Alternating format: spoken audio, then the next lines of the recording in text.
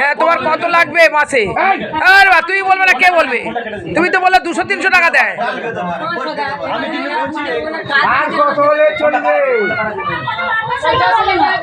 আমি বলছি ওর স্বামী ডাল আনুক, বিরিয়ানি আনুক, ও না খেতে পারবে, আমার দেখার দরকার নেই। আমি বলছি যে গন্ডগোলটা বারবার এদের নিয়ে হয়, সেইটা যেন না হয় সেই ব্যবস্থাটা করো। ও কিভাবে চলবে না চলবে ওর বড়ের সঙ্গে বুঝবে গো। আমি এই আচ্ছা, অত সময় আমাদের নেই, আমরা পরিষ্কার বলে দিলাম যেটা তোমাদের ভালো প্রশ্ন। আমার পক্ষে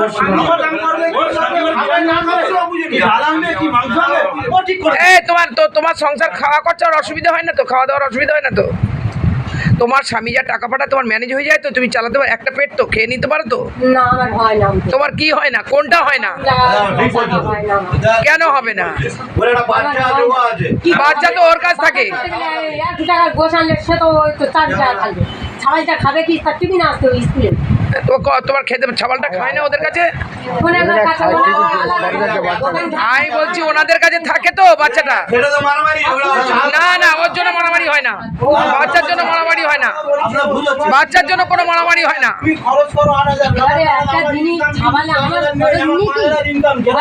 তোমার 500 টাকা তোমার একা হয়ে যাবে, এটা সবার হয়।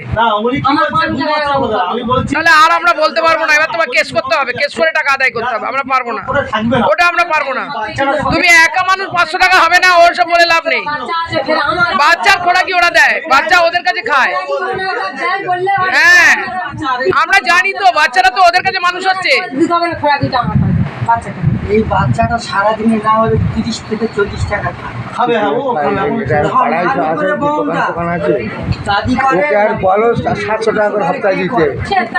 আমি বলছি তোমার বাচ্চা, না না আমরা ঠিক করেছি, যা যে 500 টাকা সপ্তাহে হয়ে যায়।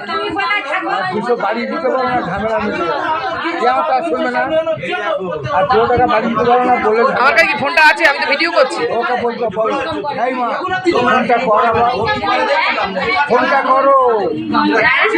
তোমার স্বামীর ইনকাম না থাকলে তোমাকে 2000 টাকা দেবে কোত্থেকে? সে তো বলছে আমি বিদেশে আছি, আমার খোরাক দিয়ে খেতে হয়। সে তার খেতে পায় না, সে বলছে আমার এমন স্বভাব যে আমি খেতেও পাই না। ও 10,000 বলবে। 200 টাকা বাড়ি দেবে মা, কোনটা দিত কত?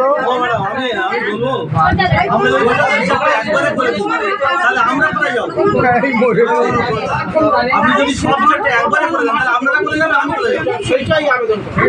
আমি চাই যে এদের গন্ডগোলটা মিটিয়ে যাবো। আরে এরা থাকবে না, এদের লিখিয়ে নেবো, এদের কথা বাদ দিই, ওটা বাদ দিই, এরা যাবে না ওই ব্যাপারে, সে আমরা লিখে নিচ্ছি। ওদের কথা একদম সাইড, ওটা বাদ দিই। কিন্তু ওর স্বামী আমার কাছে জানাচ্ছে যে আমার জীবনটা জ্বালিয়ে দিচ্ছে। ওর স্বামী ফোনে বললো, ম্যাডাম আমি কি কষ্ট করে জায়গা কিনেছি, কি কষ্ট করে ঘরবাড়ি করেছি, আপনাকে বলে বোঝাতে পারবো না। ওই মেয়েটা আমার কোনো কথা শোনে না, বলে আমি 2 দিন ছাড়া চলে যাই বাপের বাড়ি, আমার কোনো কথা শোনে না, কাউকে আমার ফ্যামিলিকে মানে না। আমি আলাদা করে দিয়েছি, তবুও কাউকে মানে না। ওকে নিয়ে আমি বাইরে কাজ করি, ওকে নিয়ে আমি কি করে চলবো? সে তো আমার কাছে দুঃখ করছে, বলে আমি বাড়িতে থাকি না, আমার মেয়ে মা বোন তারা রয়েছে আশেপাশে, যে অশান্তি হতো বলে আমি আলাদা করে জায়গা কিনে আলাদা বাড়ি করে আছি। সেখানেও পর্যন্ত তাদের সঙ্গে অ্যাডজাস্ট হচ্ছে না। বাচ্চাটা মানুষ করে আমার বোন, স্কুলে পাঠায়, তার নিয়ে যাওয়ার নেওয়া আসা, তার পড়াশোনা করানো, তার টিউশনি সব। চুপ করো না, এই লোকটা কথা বলে কি হবে? লোকটা এই চুপ করো, আপনারা চুপ করুন। এই যে সদস্যটাকে বলছে বলে ওবিউলার জন্য ছাবাল, আমি সেই দুঃখ নিয়ে আমি ছাবাল চলে গেছি। 1.5 বছর পরে আমি এইছি, তাহলে দেখলো চাকরি করে খালো হ্যালো, ওরাও বলে এরাও বলে, দুজনে, এরও মুখ ওদেরও মুখ, দুজনেরই মুখ। হ্যালো, হ্যাঁ বলছি ওকে সপ্তাহে 700 টাকা করে পাঠিয়ে দিও। আর 200 টাকা বাড়ি, ঠিক আছে? 700। তুমি নাকি 500 টাকা করে দাও, ও বলছে 700 করে না দিলে ওর চলবে না। তোমার দেনা পাওনা আছে আমি জানি, তুমি দেনা পাওনা শোধ করো, কিন্তু এটা আমরা লিখে দিচ্ছি, ঠিক আছে?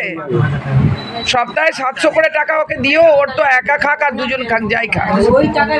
এবারে ও তো দেনা পাওনা আছে, ছেলেটা দেনা পাওনা আছে বলছে তো অনেক, তো বলছে আমার দেনা আছে। তোমার দেনা নাকি ওর বইয়ের, তোমার বইয়ের কাছে লোক চাইতে আসে, তোমার দেনা তুমি শোধ করছো না। টাকা 500 টাকা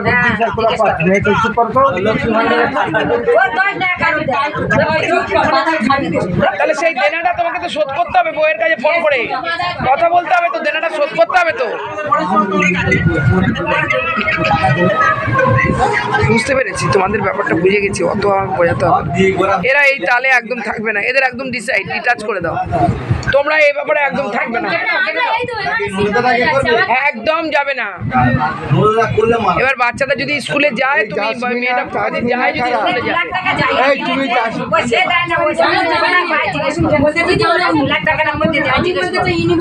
তোর বইয়ের জানাই আমি কোন জায়গায় নিয়ে বলে তুই কি করে জানি, তোর কাছে কে বলেছে কিছু যদি হয় আমার কোনো কিছু জানায় না, সব তারা বাপ মায় বেটা বিয়ে করেছে, তোমার কি অসুবিধা হচ্ছে? তোমার ঘরে তুমি বাস করবে না, না তারা মায় বেটা মিলে যদি একটা জায়গা কেনে বা ঘর করে দেয়, তোমার থাকার জন্য তো করছে। কেন তোমাকে চেয়েছে? তোমাকে বলেছে টাকা দাও? কে বলেছে? কে বলতেই পারে, বলেছে বাবার বাড়িতে টাকা আনতে? কত টাকা আনতে বলেছে? 5,000 টাকা।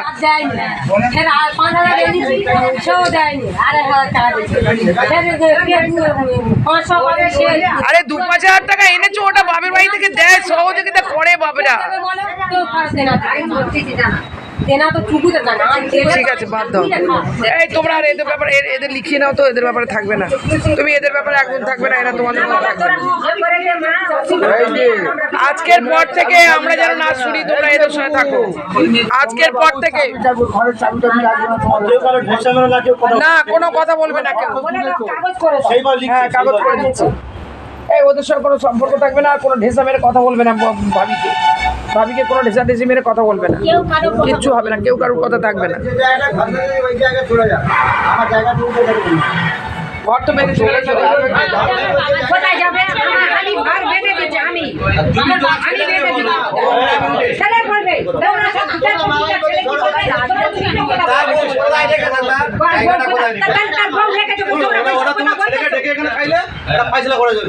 তোমার ছেলেখানে নেই, ওটা এখানে বলতে পারোনি যে একটু সহ্য করো, পরের ঘরে তোমার ঘরে থাকে না, আমি আমার জায়গায় ঘরে থাকে।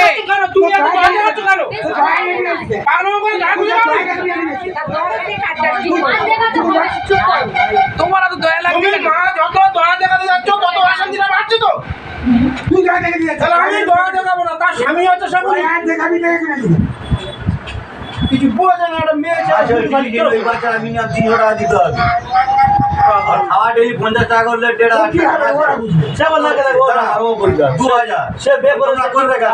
তোমার ভাই চায় বলে মেয়ে খাওয়ার কোথায় পাবে?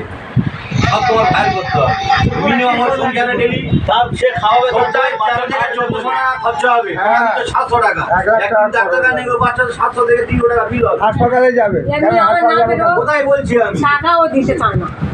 হাসপাতালে যাবে, হাসপাতালে আমরা হাসপাতাল দেখাইছি।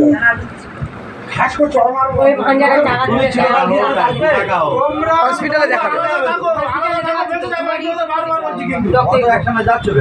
আচ্ছা, এরপরে যদি কোনো গন্ডগোল হয় আমাদের জানাবে, ছেলেকে জানাবে, ছেলে আসতে হবে, ছেলে না এলে গন্ডগোল।